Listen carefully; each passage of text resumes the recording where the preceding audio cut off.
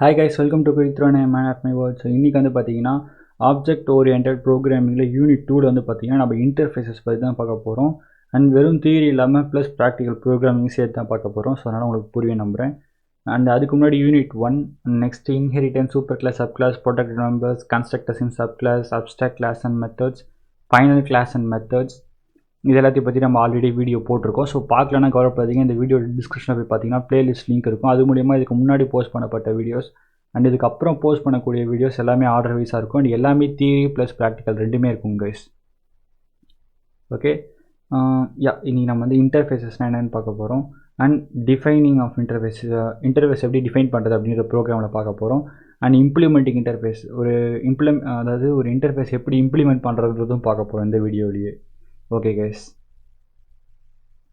First interfaces in Java. So எதை interfaces in Java எதை வந்து இன்டர்ஃபேஸஸ் இன் ஜாவா அப்படி சொல்லுவாங்கன்னு பார்த்தீங்கன்னா, லைக் இன்டர்ஃபேஸுன்றது பார்த்தீங்கன்னா blueprint of and class.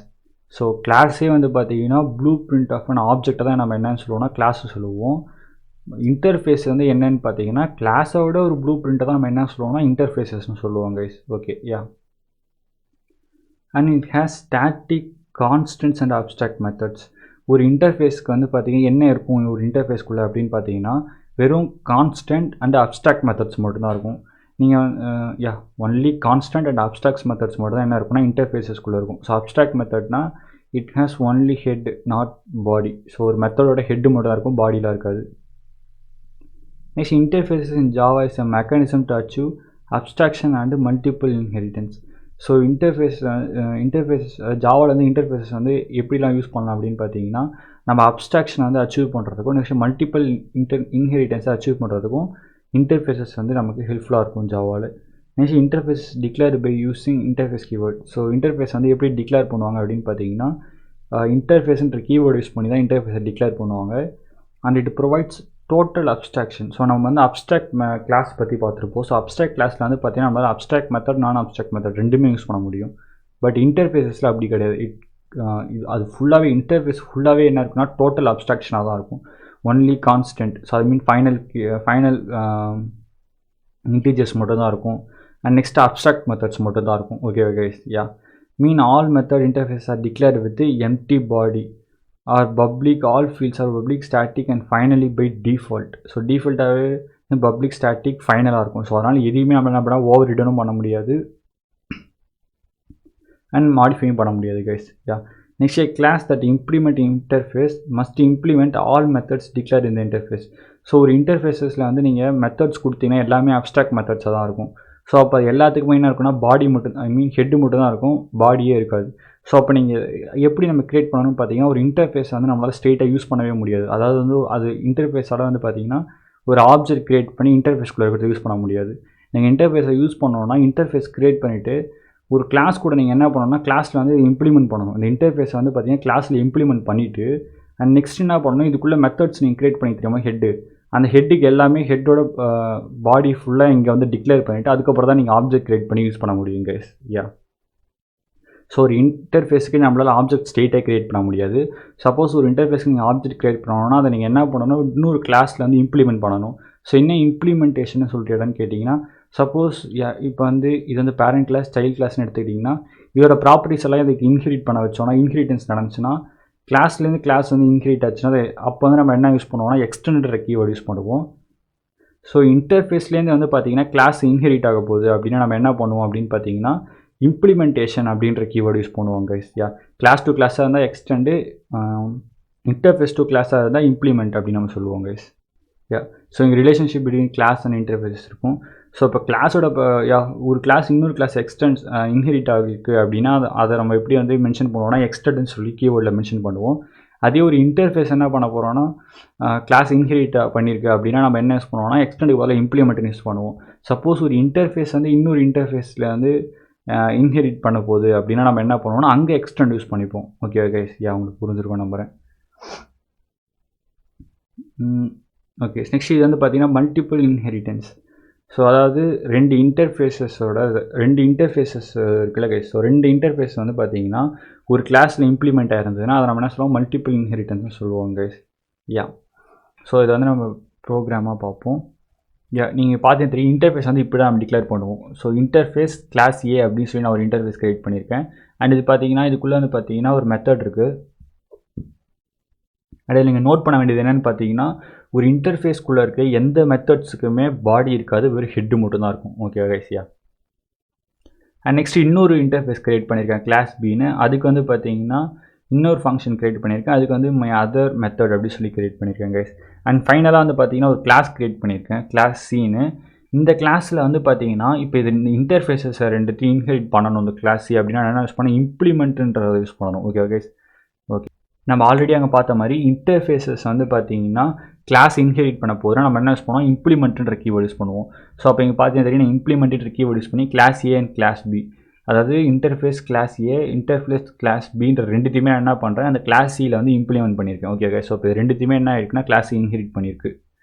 So next நான் என்ன பண்ணுறேன், இன்னொரு கிளாஸ் கிரியேட் பண்ணுறேன் எம் கிளாஸ். இது வந்து பார்த்தீங்கன்னா மெயின் கிளாஸ்க்காக எம் கிளாஸ்ன்னு கிரியேட் பண்ணியிருக்கேன். ஸோ இதில் என்ன பண்ணுறேன்னா ஒரு கிளாஸ்லேருந்து இன்னொரு கிளாஸ் இன்ஹெரிட் ஆக போகுது, அதாவது ஒரு கிளாஸை வந்து இன்ஹெரிட் பண்ண போகுது இன்னொரு கிளாஸ்னால் அப்போ நீங்கள் என்ன யூஸ் பண்ணிக்கலாம், எக்ஸ்டெண்ட் யூஸ் பண்ணிக்கலாம். Okay guys. ஸோ அதை தான் இங்கே யூஸ் பண்ணியிருக்கேன்.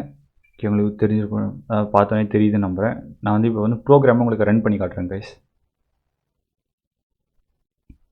ஃபஸ்ட் கம்பைல் பண்ணணும் அண்ட் நெக்ஸ்ட் ரன் பண்ணால் தெரியும்.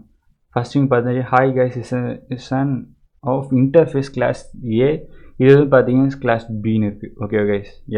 நான் முன்னாடியே சொன்ன மாதிரி அதில் வந்து நீங்கள் ஒரு பாயிண்ட்டை பார்த்துருப்பீங்க. சப்போஸ் ஒரு இன்டர்ஃபேஸஸ் வந்து பார்த்தீங்கன்னா ஒரு கிளாஸில் இம்ப்ளிமெண்ட் பண்ணுறோன்னா அந்த இன்டர்ஃபேஸஸில் இருக்க எல்லா மெத்தடையும் நம்ம என்ன பண்ணி ஆகணும்னா அதோட பாடியை வந்து அந்த கிளாஸில் நம்ம என்ன பண்ணி ஆகணும், டிக்ளேர் பண்ணி ஆகணும், அதை க்ரியேட் பண்ணி ஆகணும். ஸோ அப்போ இங்கே இருக்க ஹெட்டுக்கு எல்லாத்துக்கும் வந்து பார்த்தீங்கன்னா நான் இந்த கிளாஸ் இந்த இன்டர்ஃபேஸஸ் எல்லாத்தையும் எங்கே இம்ப்ளிமெண்ட் பண்ணியிருக்கேன்னா கிளாஸ் சியில் தான் இம்ப்ளிமெண்ட் பண்ணியிருக்கேன்.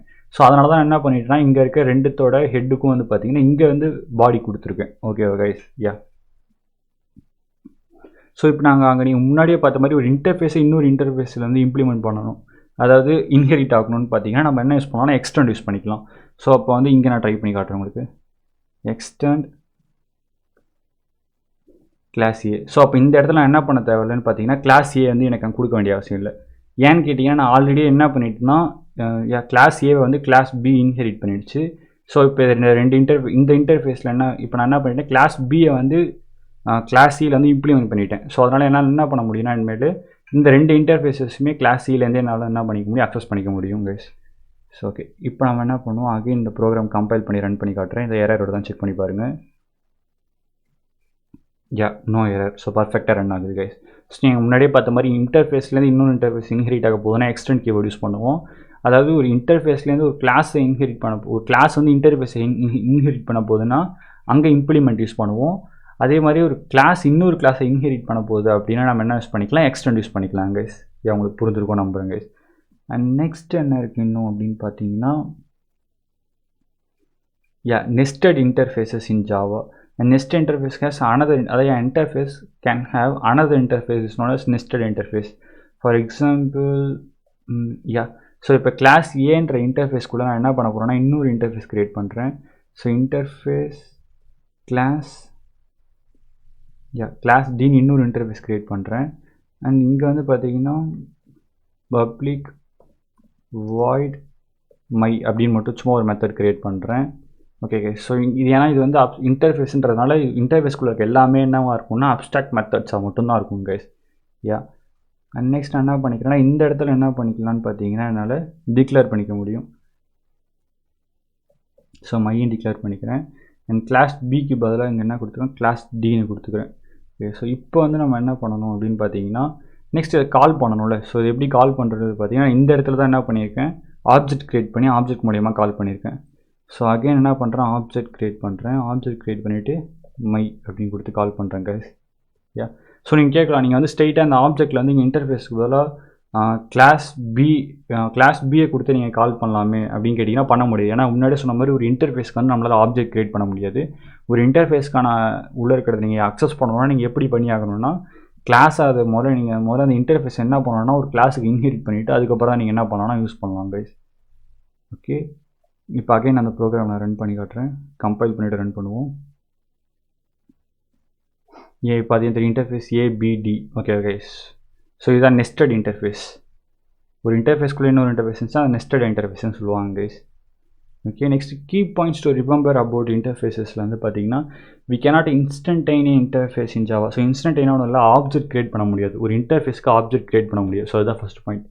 Interface should provide full abstraction as none of its method have body. அதாவது இன்டர்ஃபேஸ் வந்து பார்த்தீங்கன்னா ஃபுல் அப்ஸ்ட்ராக்ஷன் வந்து நமக்கு ப்ரொவைட் பண்ணுது, அண்ட் அதோட எந்த மெத்தடுக்குமே என்ன இருக்காதுன்னா பாடி இருக்காது.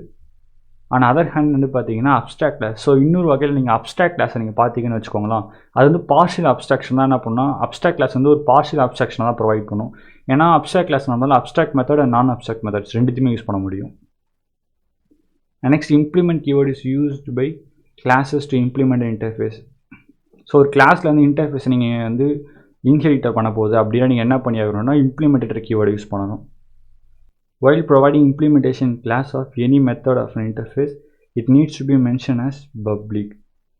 அதாவது நீங்கள் இப்போ வந்து ஒரு கிளாஸில் வந்து இம்ப்ளிமெண்ட் பண்ண போகிறீங்க ஒரு இன்டர்ஃபேஸ் அப்படின்னா அதில் இருக்க எல்லா மெத்தடுமே என்னவாக இருக்கணும்னா பப்ளிக்காக இருக்கணும் கைஸ். ஸோ பப்ளிக் நீங்கள் மென்ஷன் பண்ணியிருக்கணும், அதை மறந்துடாதீங்க.